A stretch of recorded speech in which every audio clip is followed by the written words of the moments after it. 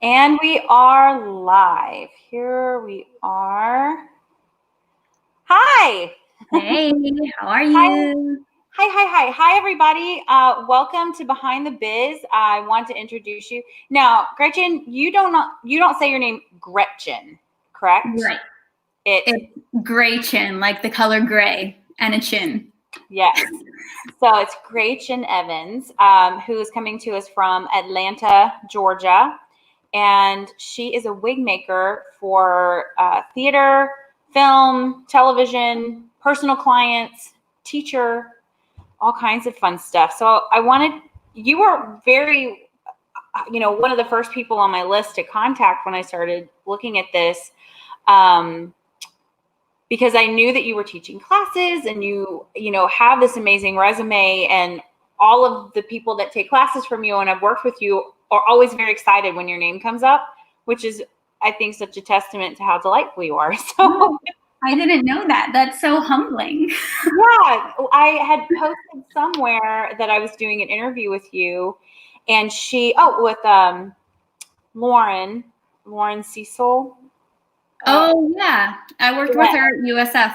Yeah, so she wound up taking, when I left CA at Cirque, she is like, and then my other wiggy left, she was coming in right before COVID hit. She was with Cirque at the shop.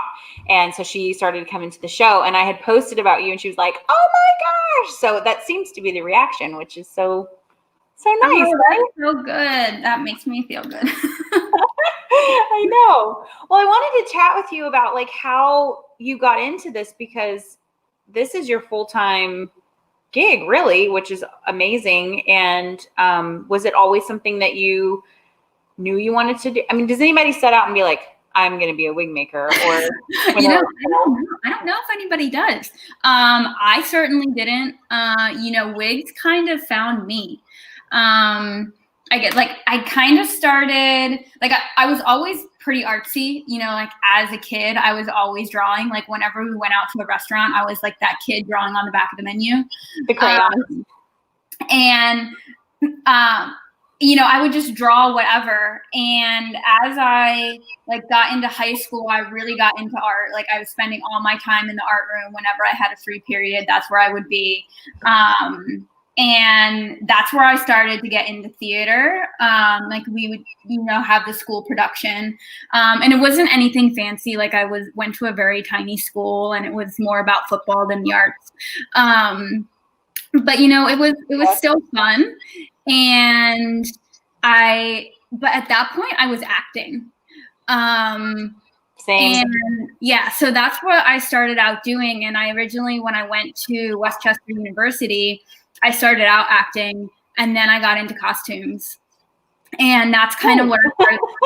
After my first year, I was just doing costumes all the time. And I did a little bit of like hair and makeup. I got really close with the teacher who was teaching makeup, and got a lot of training there. And I was going to go to grad school for costume design. And I found out about the program at CCM, and I was like, oh, I didn't know I could do these things. Like I didn't know there was such a thing as a degree in wig and makeup design. And so my thought was just to go into like special effects makeup, because I love that blood and guts and gore. And so like to be on like, CSI or a show like that where I could do like that sort of thing. Yeah. So that was then my plan. And then I had my first wig making class, and it just clicked. And I was like, okay, like this is why I'm here. This is what I'm supposed to be doing. And that kind of just became my passion from there. Like I still did makeup every once in a while. Just little things. Like there was a photographer in Ohio that I worked with, like doing hair and makeup for his photo shoots and stuff like that. But it really became a focus on wigs. Especially after I graduated, it all became about wigs. Well, now you can make the wigs for the silicone dummies and CSI that are Exactly. being cut open. Yes. And I have there's a really great special effects shop here in Atlanta called Blue Whale Studios, and I've done some wig work for them, which has been really cool. So that's awesome. It's so weird how similar our track is. I did not fully realize that until we were just talking. That's very, because I think that you don't realize growing up that this is an option as a career or a lifestyle, or you think it's only even as a makeup artist, it's only doing celebrities or only doing their hair. And most of the time when you're good like you are, you don't realize people have wigs on because that's your job, which is the whole point of this behind the biz, because so many people don't even know that they're seeing the art that is created for them by the wig people, the makeup people, the costumes. And do you find that your background in costumes and makeup inform you when you're making wigs or styling them, as far as for people maybe watching that don't understand that correlation? If someone hires you, like, let's talk about Shakespeare Festival, because you worked for Utah Shakespeare Festival for, you said 4 summers? Yes, 4 summers. And so during that time, I mean, did you find that having that kind of background helped you design the hair and makeup? I mean, I think that having, yes, but more so just a general background in theater was super helpful. Like when you get an undergraduate degree in theater, it's every part of theater. Even though you're concentrating on one thing, you still have to take the lighting classes, you still have to take the set classes. And to be able to understand the how the lighting affects the hair, how the lighting bouncing off the color of the costume affects the way, it bounces onto the face, and, kind of knowing that it's all a collaboration. It's not just you working by yourself doing what you want to do. Right. I mean, yes, you have a say in the design, but it has to be a cohesive design. So I think that the fact that I had just a general background in theater, and then specifically having my foot in the door with costume design and makeup design, it definitely helps you work with those designers and have an appreciation and understanding of what they're doing and where they're coming from. Right, you all have the same language. Yeah. Yeah, absolutely. When you were working on, I love Shakespeare. I miss it. I don't work on it as much here. And now the Houston Shakespeare Festival is not really happening anymore. So is there a favorite show in those kind of 4 summers that, or even outside of Utah Shakespeare Festival, that you just really adored working on? My favorite Shakespeare is Hamlet. It's just always been Hamlet. It's always been Hamlet. Yes. Ever since I saw Kenneth Branagh's Hamlet, I just fell in love. And Kenneth Branagh in anything. I've actually worked on that show. At least not that sticks out in my head. You haven't?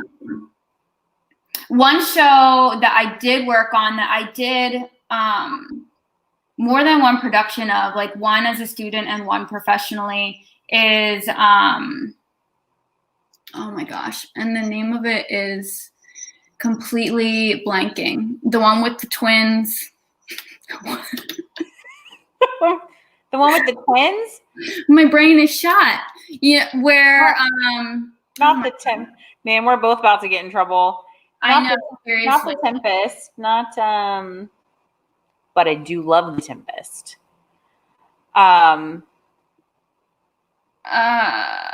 my God, where's Jen Cherry? Where's my girlfriend? Why is my brain not working right now? Oh my gosh. The one I know, Philostrate is one of the characters, I believe. We're gonna do a quick. 12th night. Ah, thank you. Yeah. I'm like, oh my gosh, I know this. I know this. It's a tea. I don't know. There's something that I just really like about that show.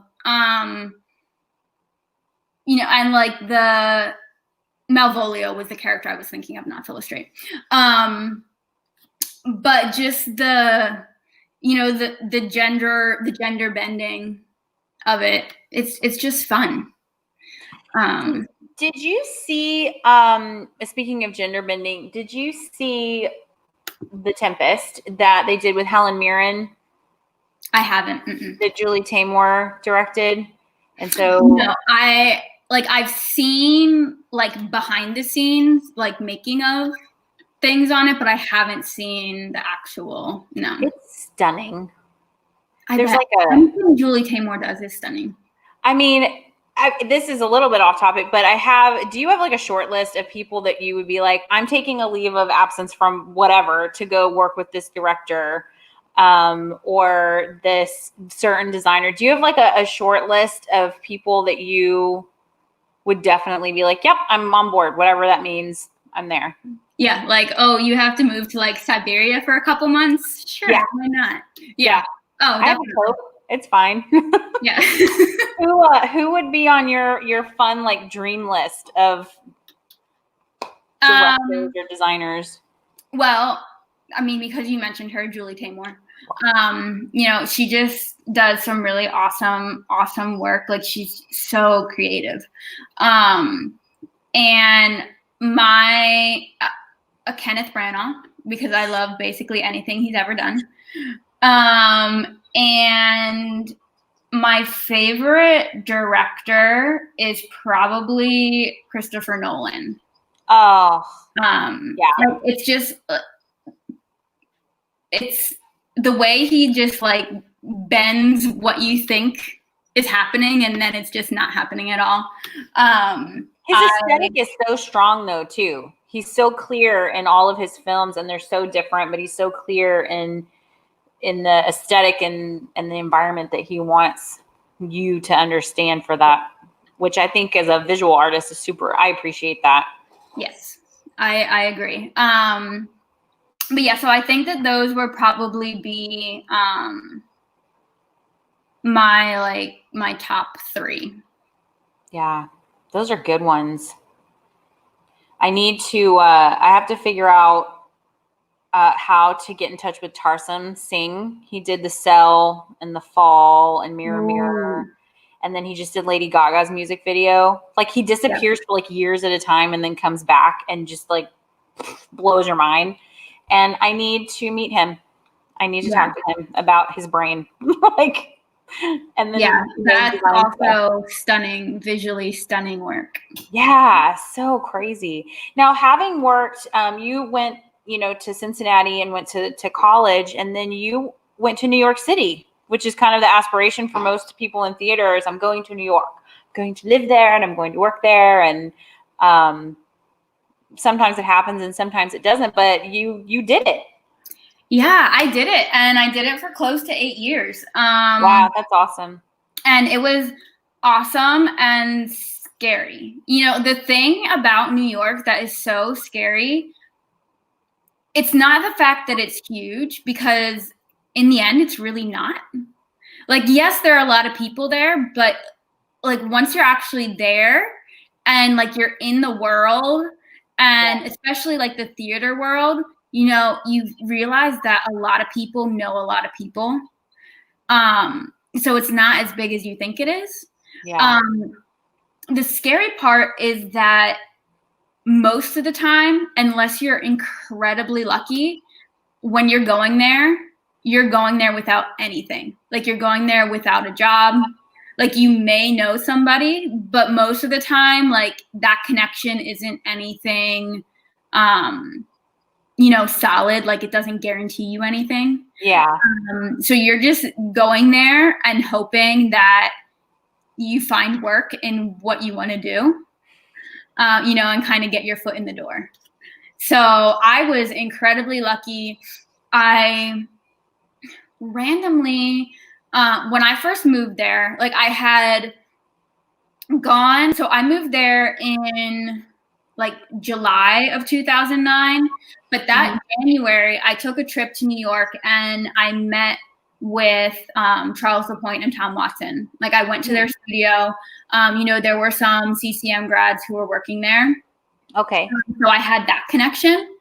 And I did kind of like a little interview process, and that the interview process in the wig making world, at least like for theater and for Chuck and Tom, is kind of like, okay, come in. Who are you? Awesome. Okay. Well, here's a mustache. Go make it. No pressure or anything either. Yeah. And then they just, you know, from there, they can kind of tell, you know, what your skill level is and your personality, and kind of see, assess from there. So like that went well. But when I actually moved there, you know, like it was a little bit of a slow time. You know, summer usually isn't like super busy as far as theater. You know, the busier times are like towards the fall and then like the beginning of winter. So summer, like, you know, they do like some summer stock stuff, but like it's never anything like super huge. So there just wasn't space for an extra builder at the time. Okay. So I actually ended up going on like, I don't know, whatever job website was big at the time. Like it might have been Monster or something like that. Yeah. And there was like a random job for a ventilator at like a medical wig place. Actually wasn't too far from Chuck and Tom's studio. So I applied to that and I got it, and it was not great. I mean, it got me through. It was not fun. Like the 3 months that I needed to get through until like things picked up in the studio and I was able to like get in there. But like it was just like me in a tiny little back room with 4 other women who only spoke Spanish, and I speak 0 Spanish.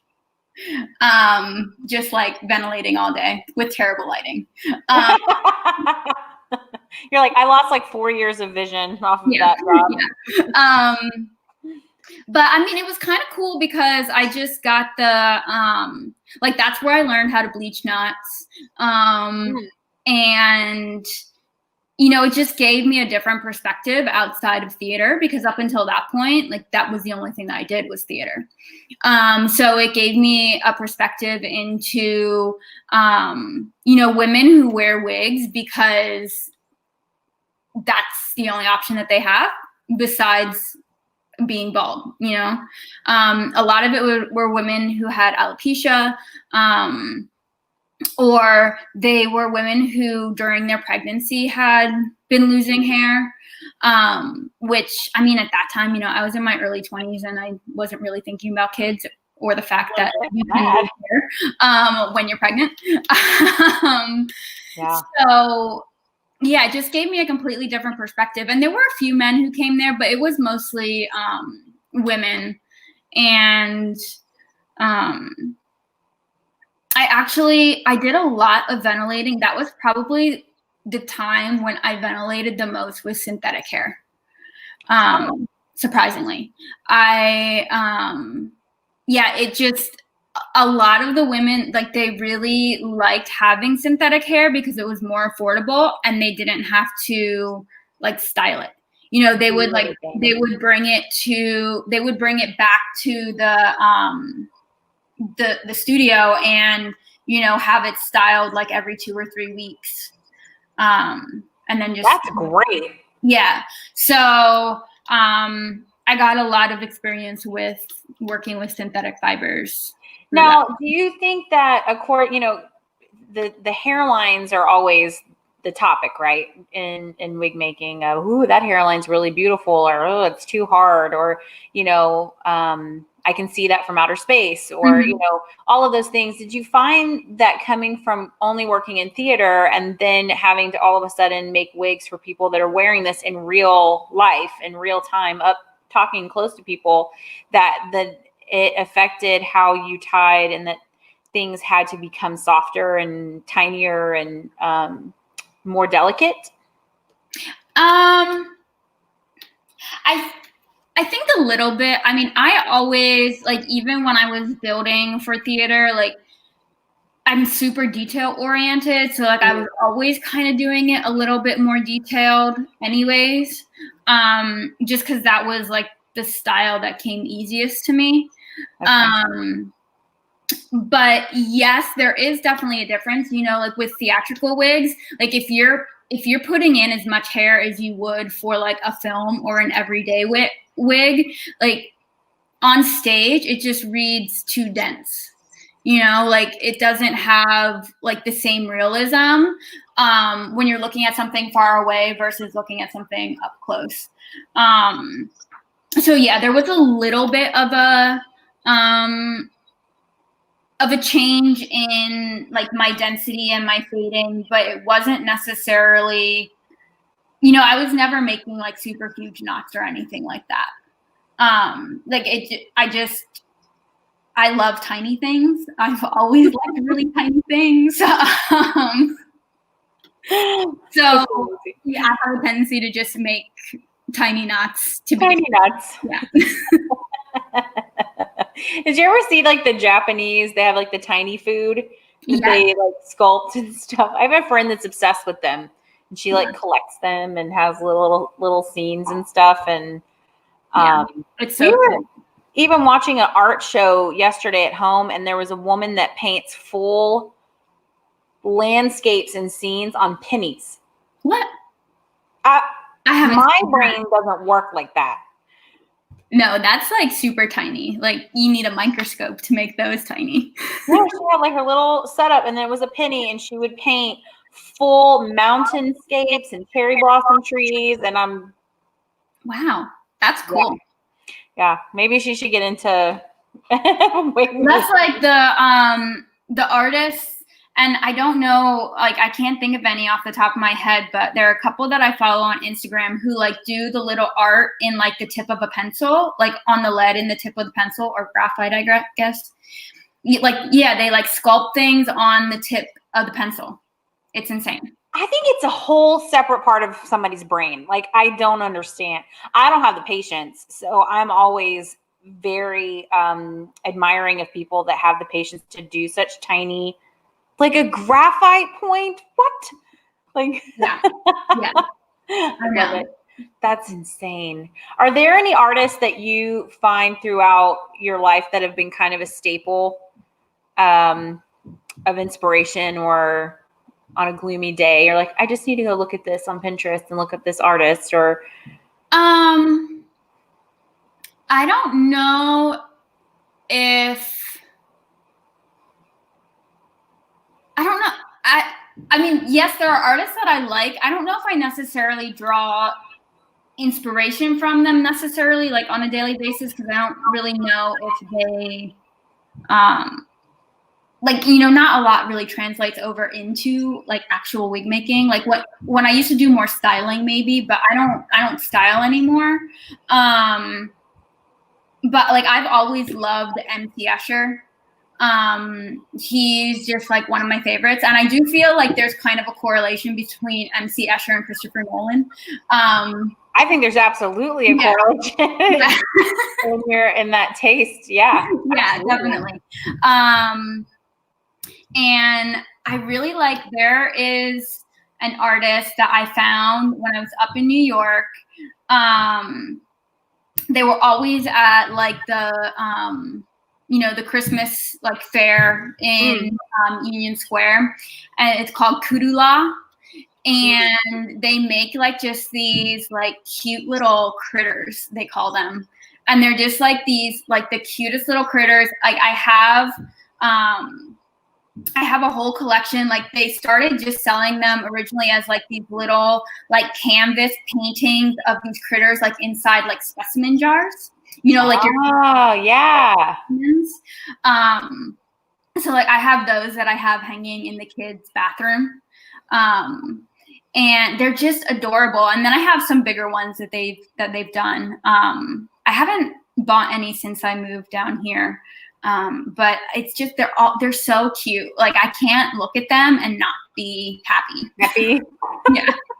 And I guess that's what I mean. Like, is there certain artists that when you see them that you're just like, this affects my mood today. I like this. And, Usher, it kind of makes sense too that you would like him, especially with your detail work, because again, his stuff is so detail oriented on the line work. And I mean, that's just, again, so far. I like big giant bursts of color and, impressionism and the things that are a bit messier. While I have such admiration for those types of art forms. But who is your kind of, Kelsey and I go back and forth on this. Kelsey, for those of you that don't know, is my bestie and cohort starter of the school, who's still at CA. But I used to, when I would work on stuff, I would listen to soundtracks, and I love classical music, but I would listen to soundtracks because if I was working on my thesis, I would hear them speaking if I listened to regular music, and I would type it, you're subconsciously. So, but it used to drive her crazy. But now that she's getting older, she's like, oh, I really like listening to Lord of the Rings while I was working on this project the other day, and because she could zone out. Are there certain go-to movies or music that you listen to when you get in the zone and you're making wigs?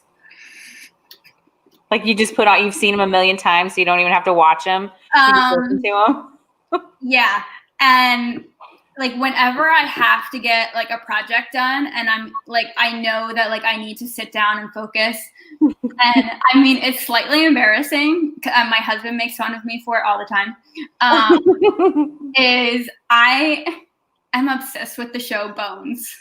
Obsessed. The TV show? Yes. I've never seen that show. I know what you're talking about, like, though. I love Emily Deschanel. Like, I want to be Deschanel. You kind of look like Emily Deschanel. Oh, well, thank you. You're welcome. So Bones is probably what I put on the most. Like, that is my go-to. Like, okay, I'm going to go into a wig dive and I need to get things done. Because I've probably seen every episode about 500 times. That's me with SVU. Yeah. And both of them are criminal stories. Isn't that funny? Yeah, I love crime. But yeah, that's my thing. And I like it because like I know like it helps me time things.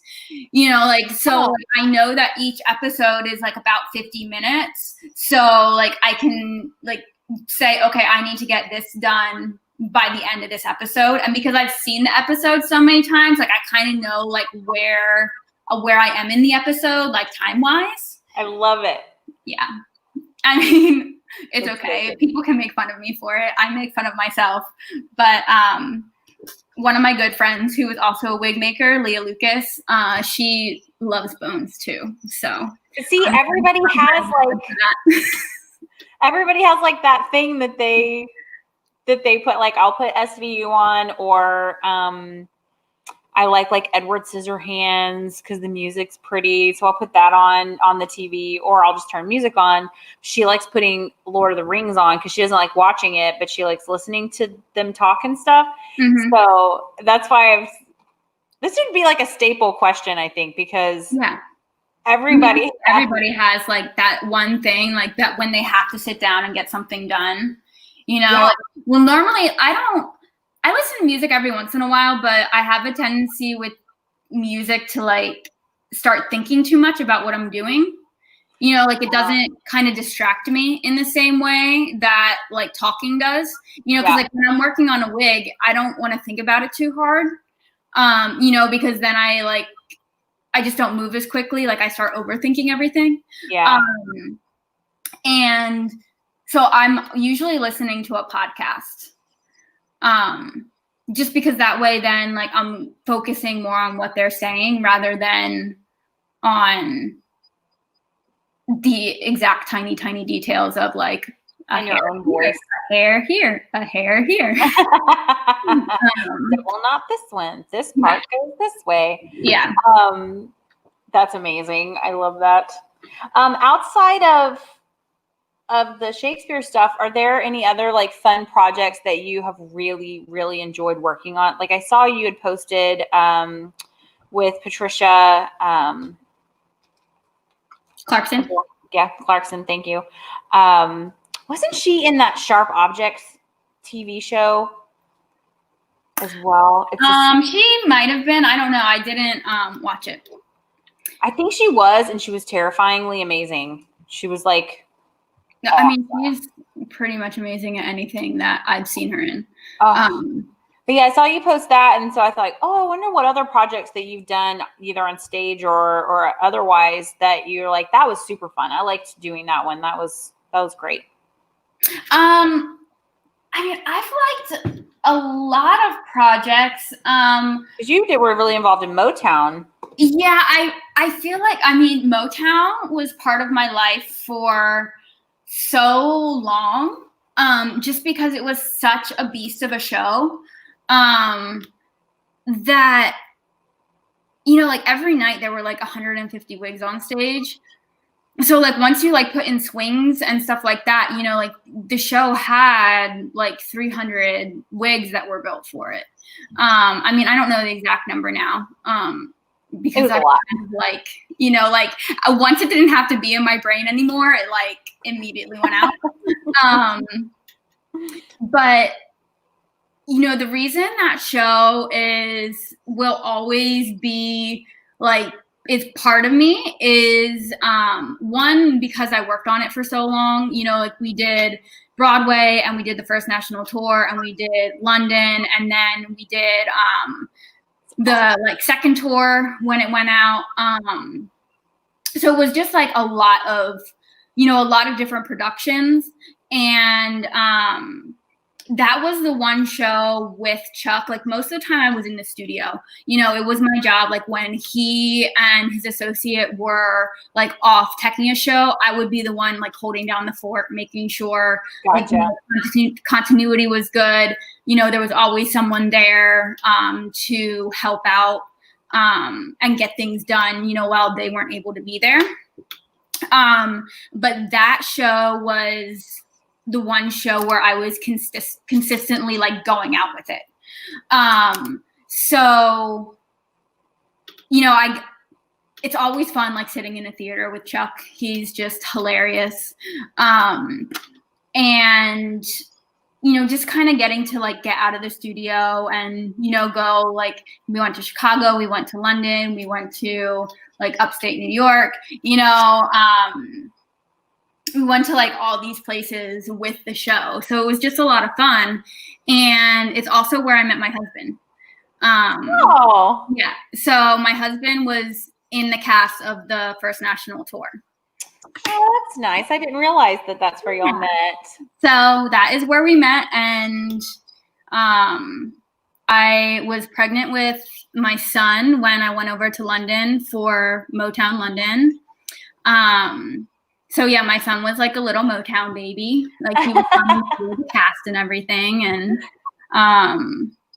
yeah, it was a nice time.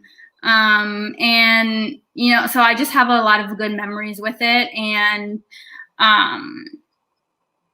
yeah, I think that will probably be the one that like I'll always remember like above the rest, even though it was so super, super stressful. And I would sit like with all the like tracking charts, like trying to figure out when wigs were going on and off so that I could get them to like the run crew and everything. Literally sitting with, speaking of music playing in the background, I would sit with Temptations' Ball of Confusion on repeat as I was doing the paperwork, because that's what my mind felt like, trying to figure everything out. While having this like amazing journey and then having this whole new chapter introduced to you.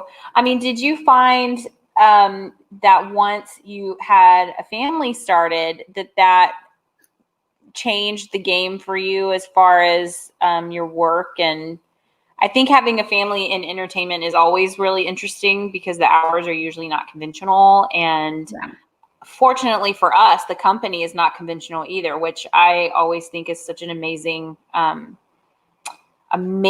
facet of being in the entertainment industry and having kids grow up around so much diversity and just art and music and creativity, and it's just that part of it's so lovely. But how did you see that it changed for you?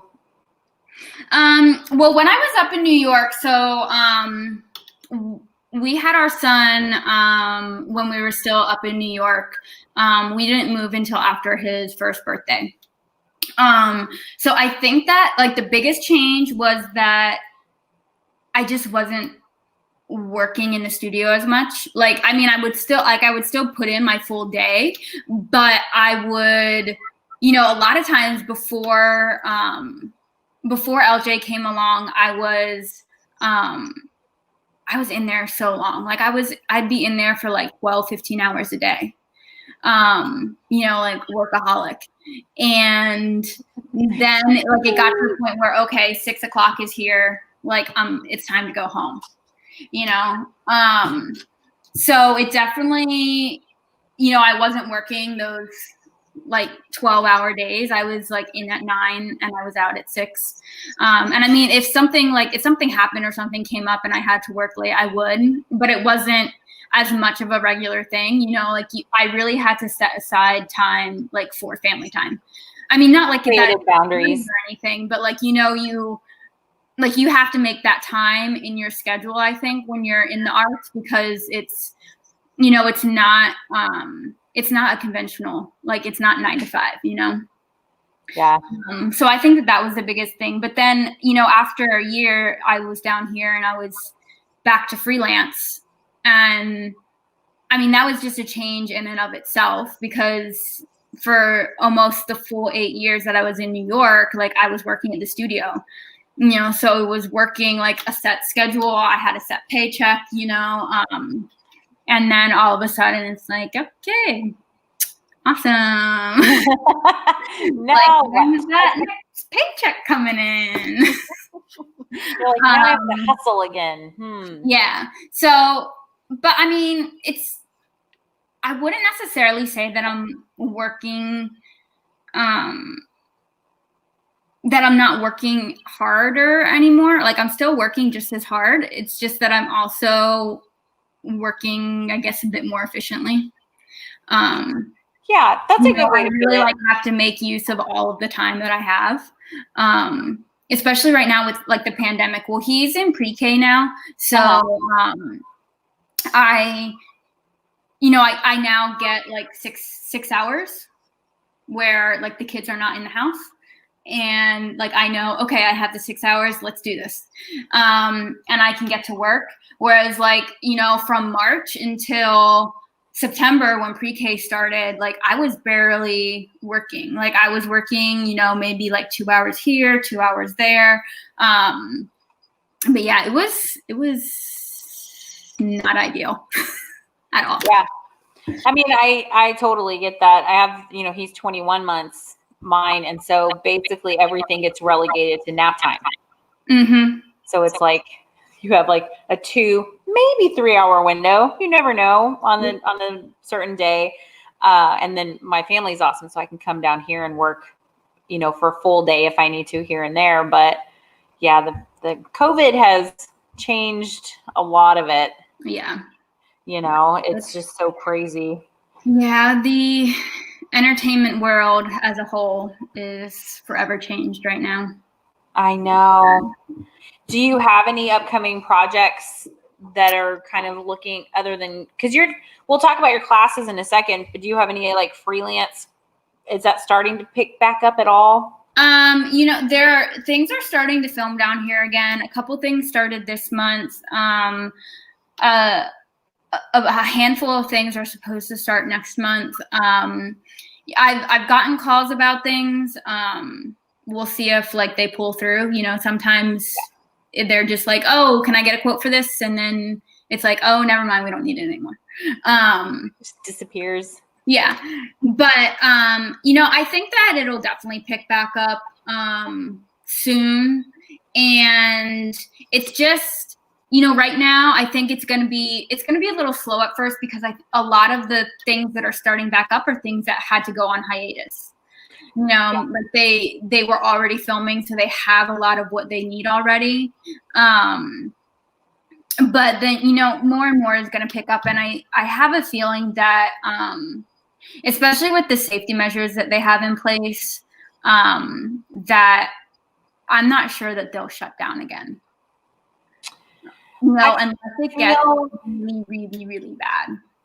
Yeah, I feel like their live theater, of course, is its own conundrum at the moment. But I do feel like my friends that are working in film and television or even photo shoots and stuff, because it's a shorter amount of time, it's not a long running thing. They're able to mask up and PPE everything and do all of the individual stuff. And then the talent just goes on set and does their thing. It's not like, running around backstage and touching sweaty people. And yeah. And I mean, and, like you kind of have like a bubble almost, you don't have a live audience there. It's really sad about what's going on with live theater. And there are like so many people up in New York that I care about that, like they don't have the thing that they love right now. And the thing that supports them, but I don't want to get political because I could go on forever. But you can check out our Instagram and see all about that. Deadlines are approaching. Which I commend you. I think that it's super great to be active like that, especially on you have a platform on social media. And I think that that's really awesome that you do that. One of the reasons I had told you before I wanted to do this is because as a collective industry, if things are a bit down and melancholy somewhat because people do love what they do so much and they're not able to do it right now. And so that's why I thought, let's talk to people about like what gets them up every day and keeps them going and, to find some hope in there. Yeah, I think that's awesome. Because I think it's there, art will always be around. It's been there since the beginning, before writing. So I think that it will continue. I wanted to ask you some kind of fun questions because everybody, yes, we want to talk about work and stuff, but also we're human beings that like things. So I wanted to see what some of your favorites were. Awesome. There's a category of desserts that I call breakup food where, you know what I mean? Like we're talking that it's all the calories, it's all the things, and it doesn't matter because it's breakup food. What would be like something, are you like a sweet tooth? Are you a salty tooth? What's your favorite kind of dessert? I do have a sweet tooth. My issue is that I can't have gluten. Oh. It gives me migraines.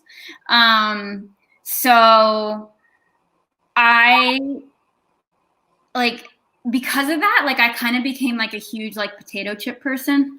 But I do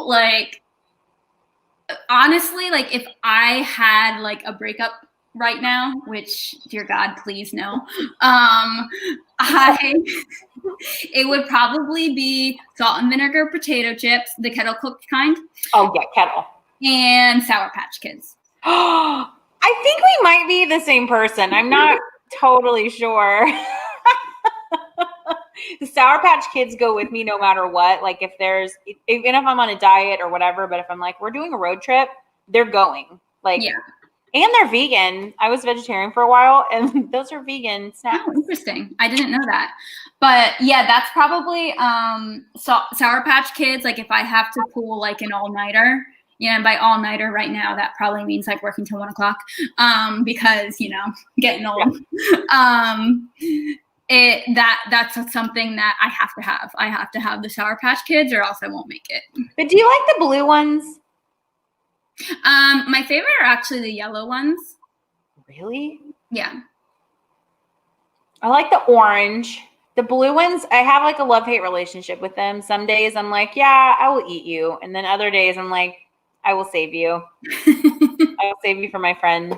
It's like the banana runts. Oh yeah, I'm not a huge fan of banana runts. And they're going to crack your teeth open is the other part. That too.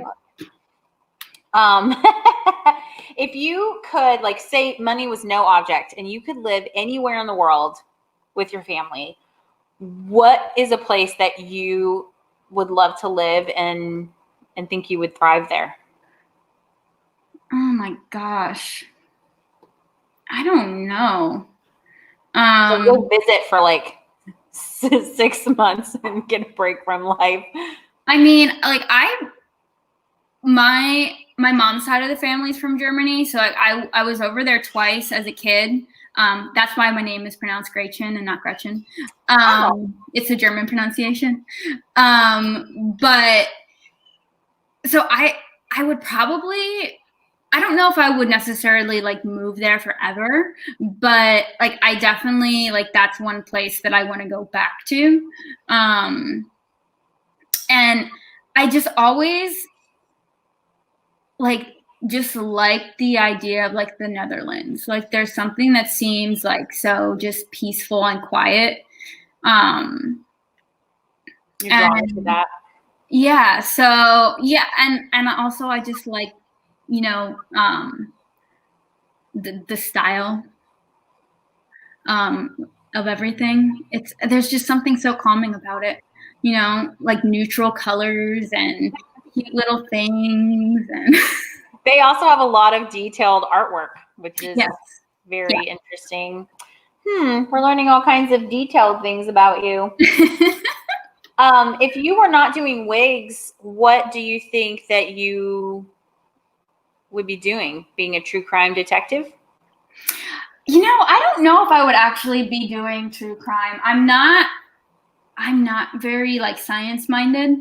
My brother is very science minded. He has a PhD,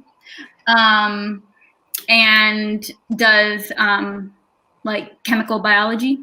Oh man. You know, and my mom's a nurse, but like I don't really have that like science in me. I kind of take after my mom's parents. Like my grandfather like was a carpenter and he did like kitchen designs for Sears. Oh, cool. My like grandmother did like was a seamstress. So I kind of have like that aspect. Like, so if I wasn't doing wigs, I would probably do some sort of other design. Probably maybe like interior design, or something like that.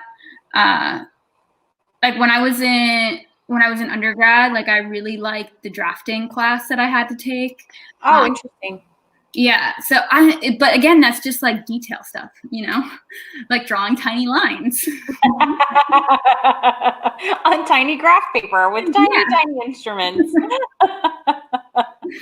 This is where we differ. We're very much the same, and then we just break right off of that part. We're not clones. What? That way we know we're not clones. Yeah, but like my mom's a nurse. It's just kind of funny. I didn't realize. I'm telling you, I think if we lived closer, we would be having coffee because. Oh yeah, I agree. 100. Yep. That would be super fun. I need to get to Atlanta. I've never been there.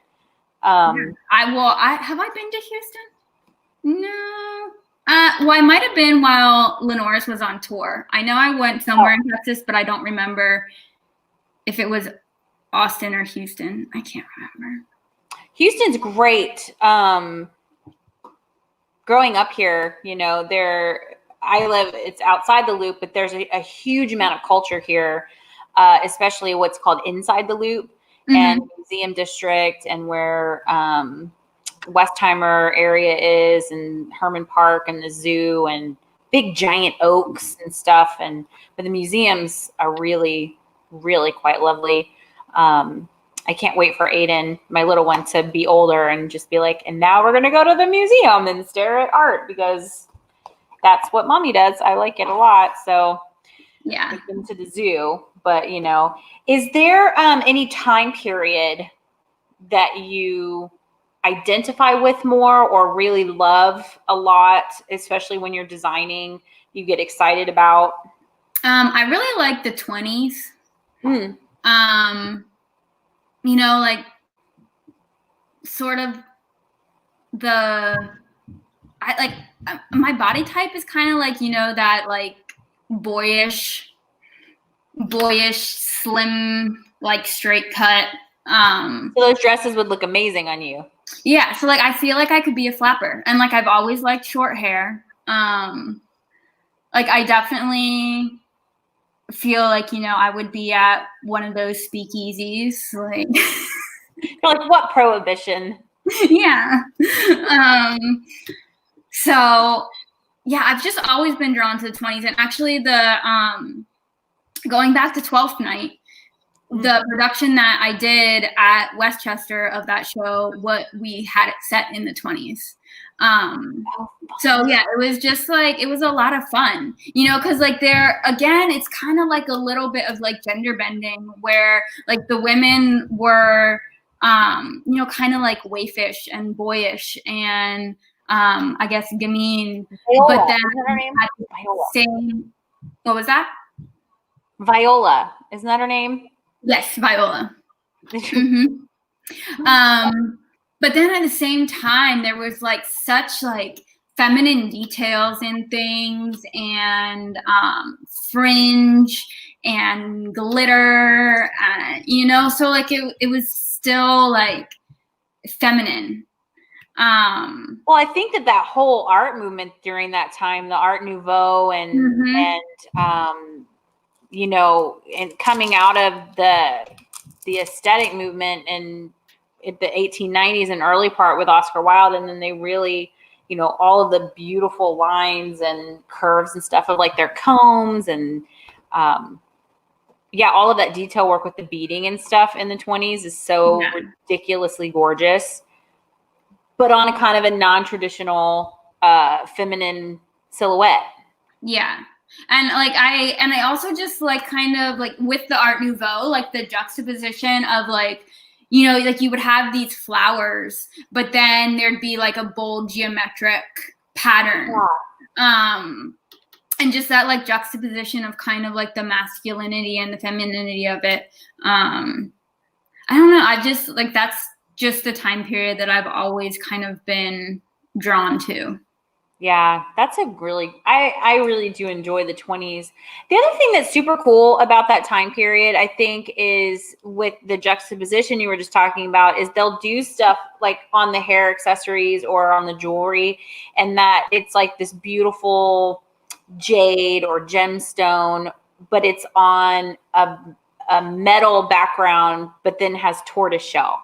Mm-hmm. So like it has like these really hard elements to it, and then they'll put it on something really soft that like a lady would wear, you know, a socialite would wear. And yeah, I like the 20s. I think it gets kind of generalized a little bit sometimes with caricatures, but how fun to do a whole show, and especially Shakespeare, where you can really flesh out a lot of the people and the costume, the gender bending. Yes. Yeah, it was definitely a lot of fun. Did you ever see Boardwalk Empire? I never saw the whole series, but I've seen a couple of the episodes. Man, that show was beautiful. And as the seasons went on, the men's suits in particular, I was like dying over the men's suits as the seasons went on, and the women too. And they had like so much gorgeous makeup, and they stayed really true to the time period. But yeah, the fabrics, you just wanted to like touch them off the screen. It's so good. So tell me a little bit. We're almost done here, but I wanted to talk to you. You have classes coming up because you're doing online wig making, closure classes, ventilating classes. Yeah. So I have a lace closure workshop that starts on October 5th. There's only one spot left. And it's basically everything start to finish to make a closure. So like we're going to go over knotting. We're going to go over like creating a pattern, making that into your base, you know, different knotting directions. We're also going to be talking about like how to repair existing closures. The whole reason that I'm starting this class is because there's a huge shortage. And I've had several stylists contact me and say, oh, you know, there's this shortage, like, you know, can you teach this? Because we're not sure like what to do. But the reason that there's a shortage is because of the pandemic. North Korea has closed down completely, and there's no knowing like when they're going to open up again. And the crazy thing is that we think everything's done in China, but China actually sends most of their ventilating work over to North Korea because it's even cheaper to be done over there. So even though China can like do the ventilating, like they're so far behind because they're not usually the ones doing it. That there's a huge delay in anything that could get out. Plus, there's going to be an increase in price because it's more expensive for China to do all that production on their own.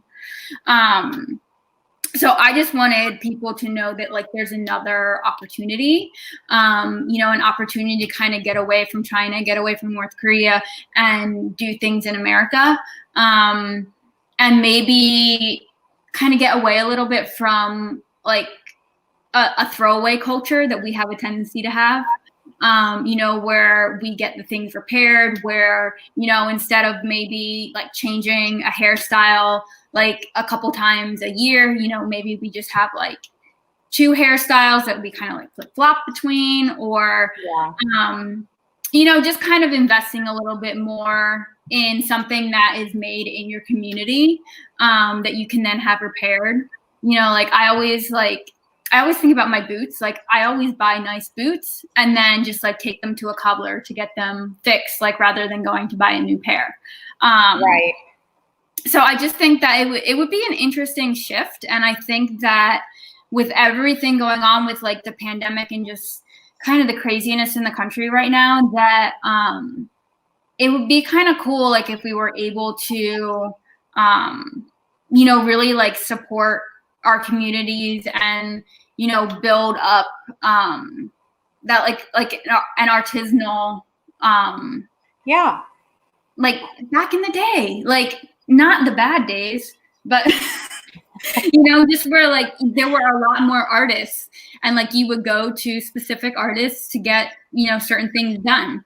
Like you knew who made your shoes and you knew who made your hair, and I think it gives a sense of ownership to people if they can either have something custom made for them that they then invest in, and then that line begins. And so there's this like ownership in, I have this wonderful thing, or I made this wonderful thing, and then look at all of these other people that help support this wonderful thing that I've made, and I look how I want to look, kind of like with the boots. I've invested this money and have good leather and or pleather or whatever, but I think that's really, really admirable angle to come at it from, instead of just, I'm going to just want people to know how to make this. There's like a really great reason why.